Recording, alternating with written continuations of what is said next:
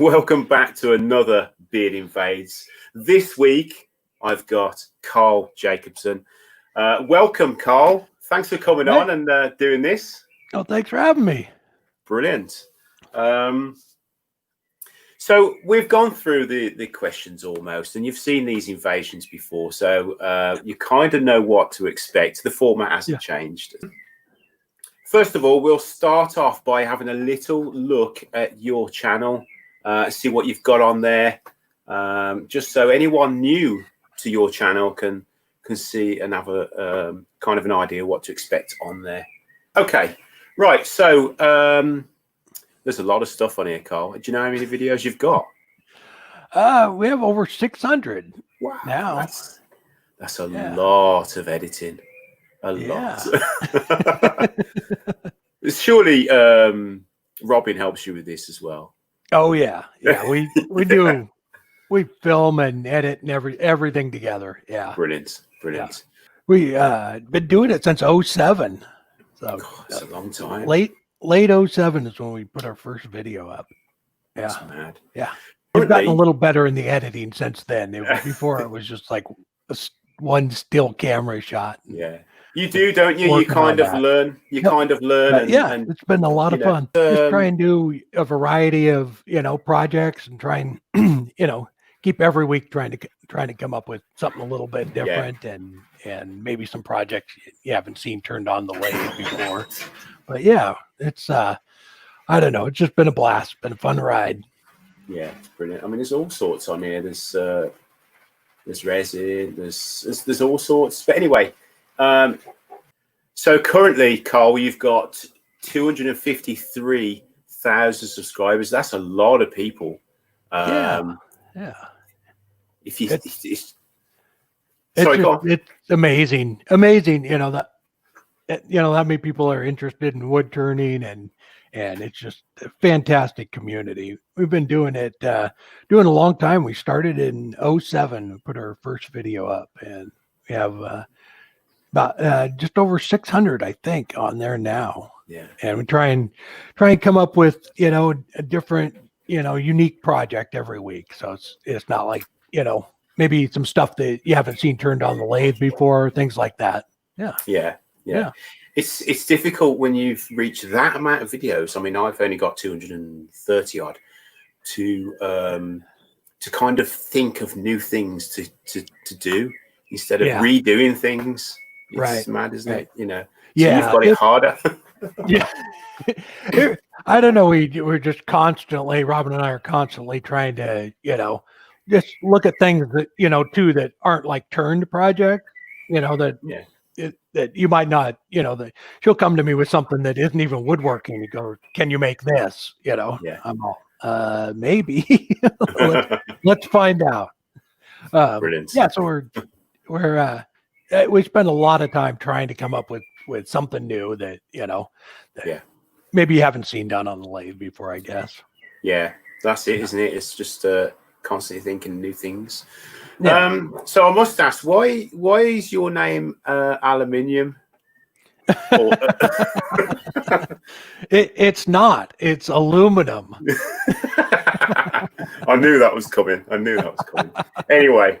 So, right. So, can you just tell us a little bit about yourself that the average subscriber doesn't know? I mean, yeah. So, I started woodworking with my grandpa when I was very young. I actually lived with them for a little while, and he was always a woodworker.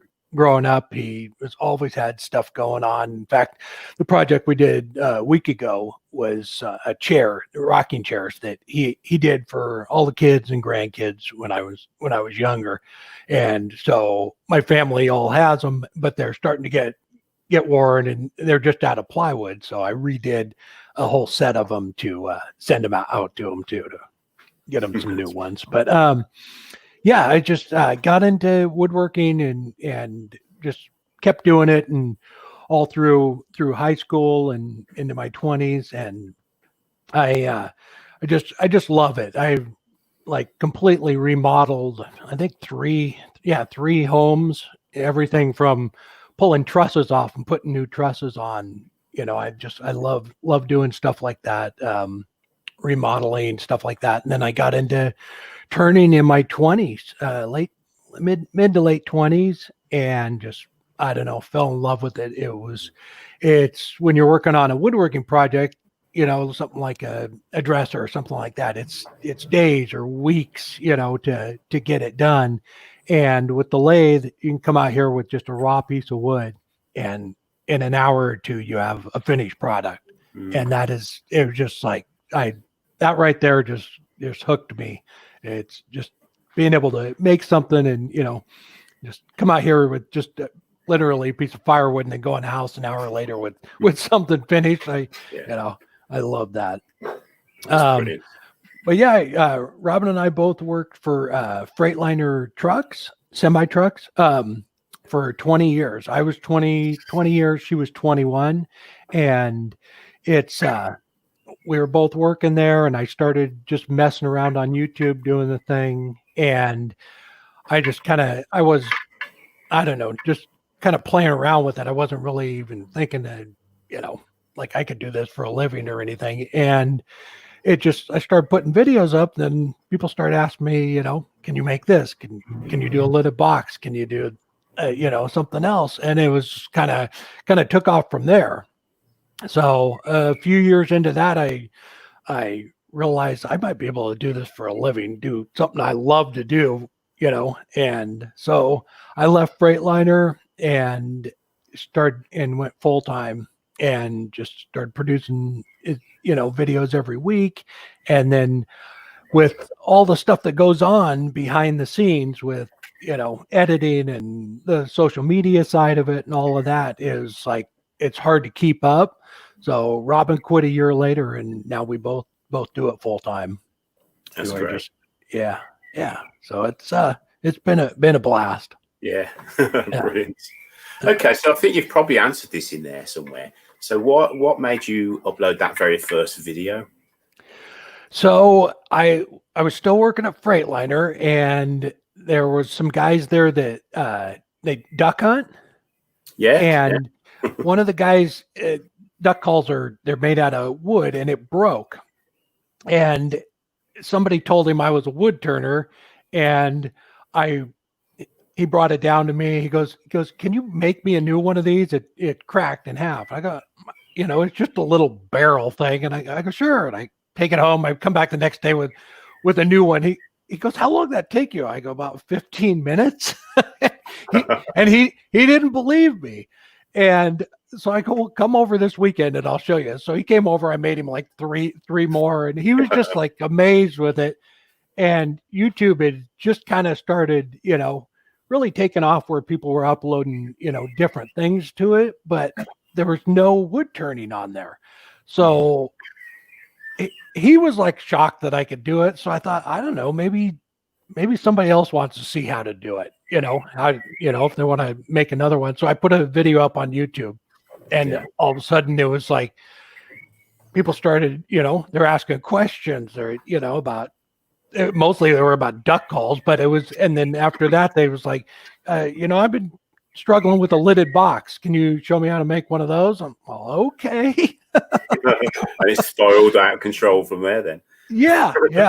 It was so funny, because back then you had to, I think it's like that. They switched it back, but back then you had to have like a certain amount of views, and they made you apply for partnership. And it was this form you had to fill out, and I kept applying for it, and they kept denying me.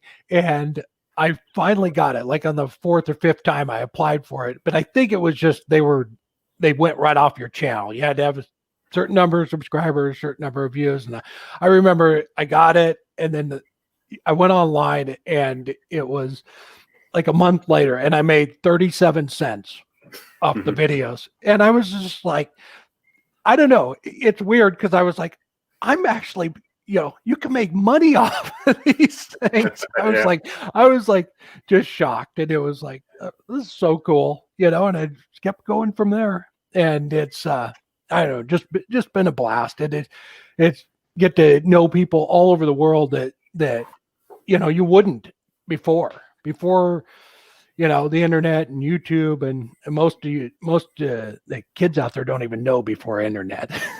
Yeah. They don't even know what that means. But That's it. it was I don't know, it's just I got some incredible friends from around the world that I never even would have met if it wasn't for YouTube. Yeah. And just opportunities too. It's as far as doing this for a living or sponsorships and things like that. I never, if it wasn't for YouTube, I never would have gotten any of that and still be working at Freightliner. Yeah. Right. That's cool then. Okay. So can we have a little tour of your shop? Is that all right? It's all right, but it's gonna be super disappointing, I think. Oh, well, I don't think so. Let's do this. So this is a room that's actually behind the garage. And so everybody that comes over to the shop, I open up the door and they stop there and they go, oh, because I guess when I'm filming this teeny little corner right here, the shop looks huge and they're expecting something else, but I will spin you around. This is it. There's my sticker wall with my tools, my lathe, bandsaw, and chop saws over there. Hang on. Let me spin around a little bit more. And there's some projects we're working on. And this is really it. It's just every once in a while in a video, I show the drill press over there or something, but that is it. There's so it's not a huge shop. It's I think 17 by here, let me put that back up. I think it's 17 by 20 or something like that. It's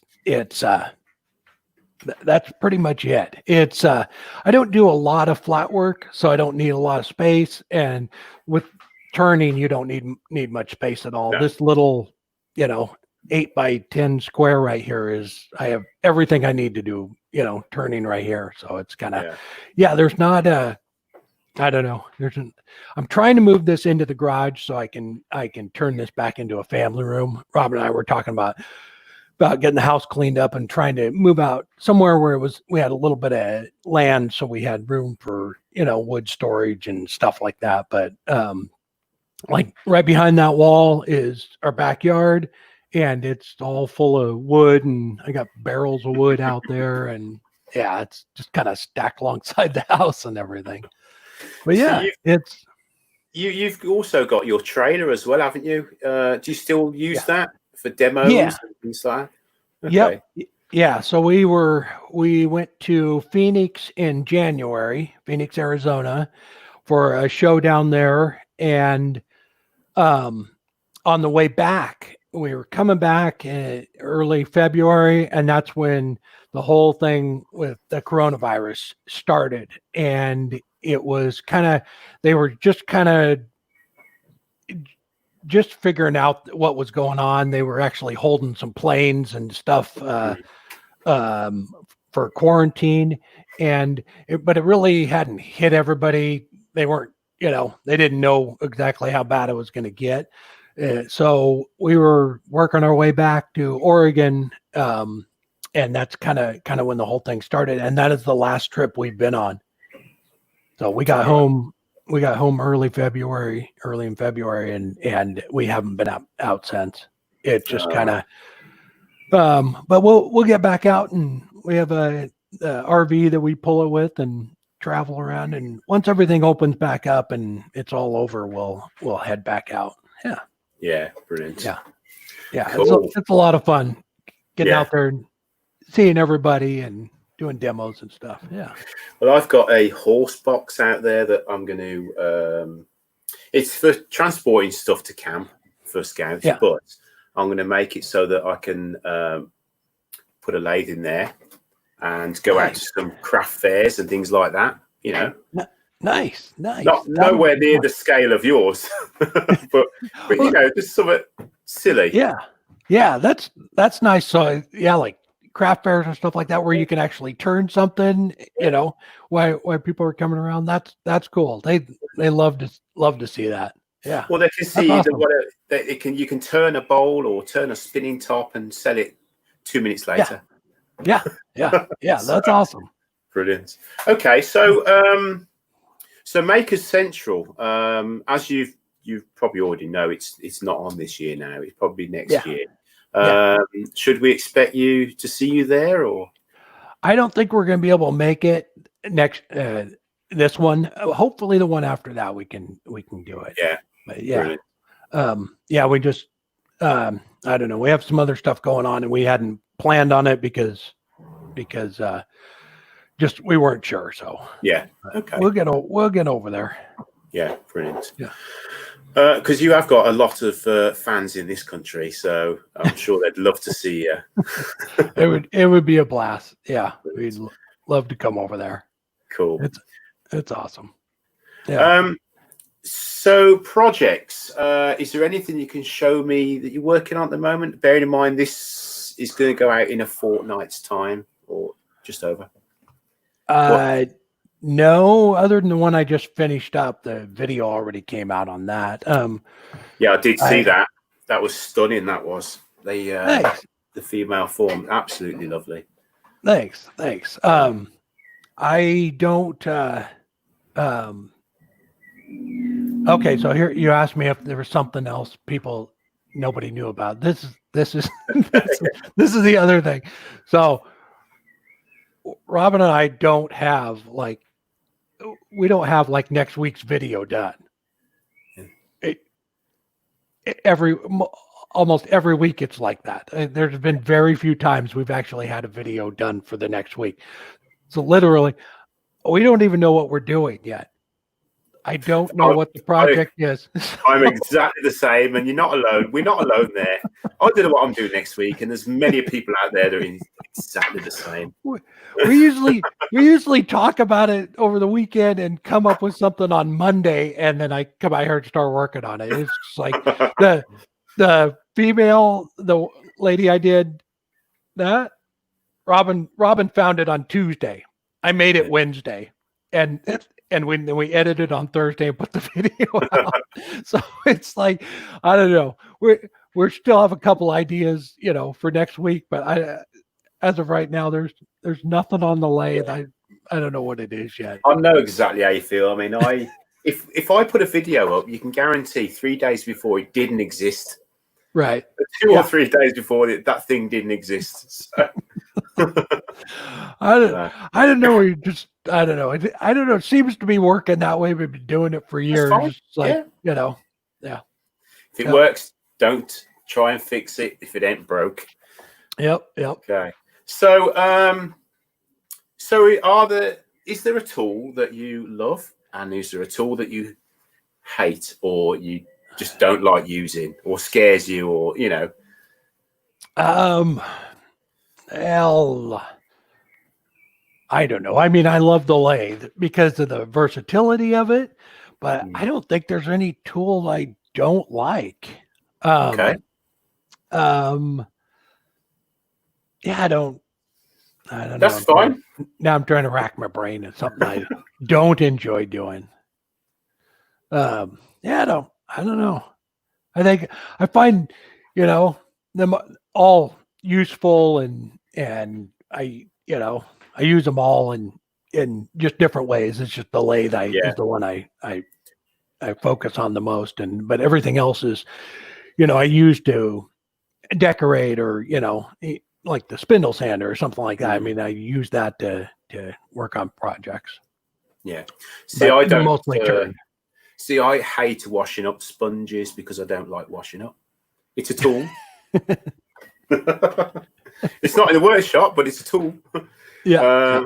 Okay, so direction of channel. So where, I know you've been doing this a long time, but where would you like this channel to go? I would like to just keep doing what I'm doing.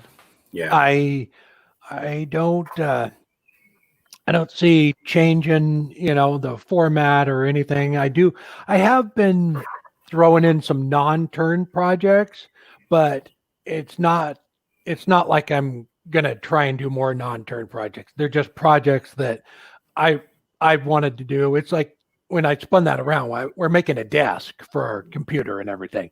But I mean, we're not going to make a video of, doing that, but it's certain projects that every once in a while that are non-turn that I think, might be interesting to people. It's like those rocking chairs. It meant something to me because my grandpa used to make them. So I thought, people would like to see that and hear the story, behind those, but it's not like I'm going to go into more, non-turn stuff. I love the turning part of it. So I'm just gonna keep doing those. I'm focusing as far as, teaching and demonstrating more. I'm doing more of that, especially now, with the being able to do it online so easy. I'm doing a lot more of the club demonstrations and just starting to get into classes and things like that. But as far as the channel, I think I don't know. I'm happy with the format and the way we're going. Yeah. So okay. if you're enjoying it too, that's, I mean, Robin and I love editing the videos to music. We just find it entertaining. It's enjoyable. It's like, she's a huge music fan. So when we're editing, I don't know, it's fun to watch, fun to listen to, but there's a lot of people out there who don't like music. But I'm not, we've talked about it a lot. We enjoy it. We're having a good time. I don't want to do something where we're not having a good time just because some people don't like it. And it becomes a chore then. It's like, we're having fun. We enjoy it. So that's what we're going to keep doing. Good. And good. Yeah. See, I really enjoyed your last video. Like I said, I commented on it. It reminded me of going to my mom's house in France when I was a kid. Because it was the it's kind of a French kind of feel to it. When she found the picture on Pinterest and it just, that's instantly what she thought of France. So we have a site where you pick genres and different music around the world. So she instantly went to music from France, and that's what she grabbed. It was like, it worked. It worked really well. Yeah. I enjoyed it. But then there's a fine line, isn't there? Whereas you put some music on and people will love it, but then other people will hate it, and then it's you can't please everybody. So, right. What I try and do with that is, and I understand, I mean, if it's a project where I'm, let's just say like a lidded box, and if I'm trying to teach you how to make a lidded box, then I'll talk through it, or I'll put a little bit of music and then I'll start explaining things. But it's like this lady, I mean, how many people want to actually learn step by step how to make this? And so I'd rather, just do a fun video, showing it being made, because even if you are going to make one, it's all just sanding and fitting and sanding and fitting. You're going to have to do that anyway. I can't explain to you how to cut a, 33 1/4 inch angle on whatever, whatever it is. Yeah. So what I try and do is edit the turning part of it to the music, so it's fun to watch as you're going along. And then at the end of the video, I try and explain what kind of wood it was, if I had an issue with it, or and just kind of like a recap on it. And that way you get a little bit of if you wanted to make it, you could here's the problem I had, or here's the issue I had. But it's like something like a bowl. I mean, everybody's done a bowl. So, and I've done plenty of videos explaining step by step on how to do a bowl, and a lot of other people have too. So it's like, if we're turning one next week or whatever, we don't need to explain how to make a tenon every time we turn a bowl. It's the same tenon every time you turn a bowl. So, totally. And there's, and that goes back to like teaching classes and stuff like that. That's more for, where you're showing somebody step by step how to do it. Yeah. Yeah. Brilliant. Yeah. So camera equipment. What do you use to record your videos? Hang on, let me grab it. Oh, right. Okay. We film everything on the cell phone, and we have for about a year now, maybe a little more. I have a Canon 7D that I used to film almost everything on, and it's a big professional. I used to do weddings and things like that, video weddings, and I I love photography, so I used to always do that. And I started filming with it, and it works fantastic. But the cell phone, the video quality is better. It's 4K. It's easy. You pull it out. Robin, can move around with it easy. It's just amazing, and the quality of the picture is just phenomenal. I was watching the video that we just did, and I'm sanding on something, and you can see just every little dust flake rolling off the sandpaper, and and that's my cell phone. I mean, it's just insane. It's amazing, isn't it? What you can do with phones nowadays? It's just right. It's madness. Yeah. I think it's a Samsung. I don't know. I got it. I don't know, about 8 months ago. It's just a smartphone. Yeah, normal smartphone. Yeah, just normal smartphone. It's amazing now. There's so many people out there. I remember watching one of Nick Zametti's films or videos where he was trying out new cameras. He'd always done it on his iPhone, and then he says, "Right, I'm trying this camera," and he was trying these expensive cameras, and then in the end, he scrapped them and went back to his iPhone. Yeah, because the light was wrong and the flickering and all. It's just get your phone out. Record easily. Yeah, it's the only thing I still do with the big camera is the voice. I use the audio on that. So like at the end of the videos when I'm standing there talking like this, I have 2 tripods set up right here, and I have my phone on it recording the video, and I have the big camera doing the audio, and then I just sync them up in the editor and put them together, because I haven't found a good way to record audio on the cell phone.